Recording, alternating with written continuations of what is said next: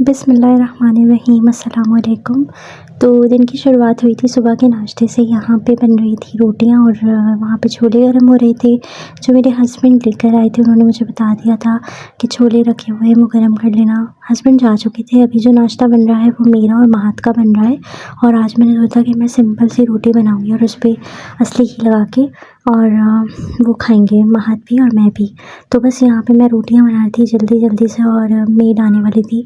मेरी कोशिश होती है कि मेड आने से पहले जिस दिन छुट्टी हो उस दिन हम लोग नाश्ता कर लें, यानी सैटरडे वाले दिन। तो ये सैटरडे था और इसमें मैंने जल्दी-जल्दी से बस नाश्ता बनाया, यहाँ अपनी चाय रखी। अच्छा, ये चाय जो है वो सुबह की बनी हुई थी, जो बाबा ने पी होगी, तो उसी में मैंने पानी बढ़ा के इस तरह से चाय बना लेती हूँ। यहाँ पे मैं रोटियाँ बेल रही हूँ। अच्छा जी, मुझे आप लोगों से एक बात करनी थी रमज़ानों के बारे में। तो जैसे कि हम सबको पता है कि एक बहुत बड़ा बाबरकत महीना हमारी ज़िंदगी में दोबारा से आ रहा है। अल्लाह ताला सबकी ज़िंदगियों में ये बाबरकत महीना हर साल लेकर आए और जो भी बीमार हैं, जो भी किसी परेशानी से अभी गुज़र रहे हैं, उन सब के लिए आसानी का मामला करे।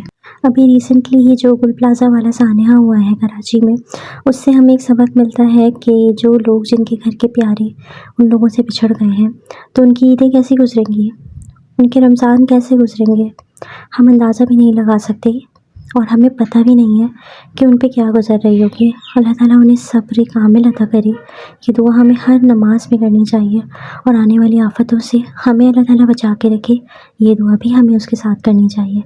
वैसे तो अल्लाह की रज़ा में हमें हमेशा राज़ी रहना चाहिए, लेकिन फिर भी अल्लाह ने हमें दुआ की चॉइस दी है ना, तो हमें दुआ हमेशा अच्छे वक्त के लिए करनी चाहिए और बुरे वक्त से पनाह मांगनी चाहिए।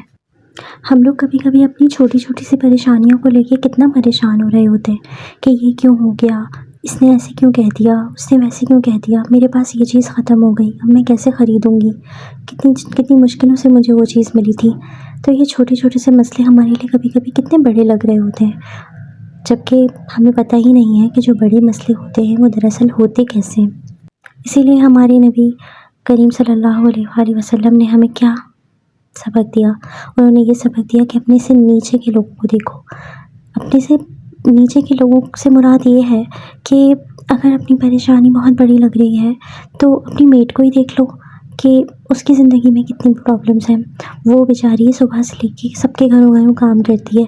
क्या उसका दिल नहीं चाहता होगा कि वो आराम करे? लेकिन नहीं, हमें यही देखना चाहिए और हमें इसी से अल्लाह का शुक्र अदा करना चाहिए। अच्छा, ये ब्राउनीज़ जो आप देख रहे हैं ना, ये मैंने अपने बेटे की फ़रमाइश पे बनाई है। आजकल उसे ब्राउनीज़ का बहुत शौक़ हो गया है, तो उसके लिए मैं ये छोटी-छोटी चीज़ें ट्राई करती रहती हूँ। मुझे लगता है कि मैं एक दिन बहुत माहिर हो जाऊँगी केक्स बनाने में। मुझे कभी भी नहीं लगता था कि मैं इस तरह का टैलेंट भी कभी अपनाऊँगी। यहाँ पे मेरे हस्बैंड ने मुझे क्लिप भेजी थी, जो कि थी बयान की। ये रात का एक जो था स्टे था मस्जिद में और यहाँ पे मौलाना अब्दुल्ला अहमद बयान कर रहे थे। सुबह मस्तूरात जाने वाली थी तो मैं भी गई थी। यहाँ पे मेरे बैग में माइलो और चिप्स देख रहे हैं, जो कि महत के लिए हैं और अभी मैं पहुँच गई थी बयान में, बयान सुनने के लिए। बहुत ही सूदिंग और बहुत ही पीसफुल होता है माहौल और बस कानों में जो आवाज़ें जाती हैं ना, तो कहते हैं ना, ईमान ताज़ा हो जाता है इंसान के अंदर का। अच्छा, ठंड बहुत ज़्यादा थी तो यहाँ पे मैं शॉल और स्वेटर, टोपा, महत को ये सब चीज़ें पूरी तैयारियों के साथ गए थे। वापस आने के बाद बस हमने खाना खाया था और खाना खाने के बाद हम लोगों ने बहुत एंजॉय किया था। ये था संडे का दिन और कभी-कभी संडेज़ घर में गुजारने में भी बहुत मज़ा आता है।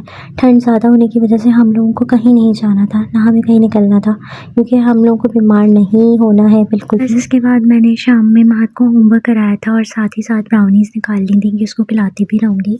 और बस इसी के साथ-साथ व्लॉग को मैं एंड करती हूँ। दुआओं में बहुत याद रखिएगा और अल्लाह हाफ़िज़।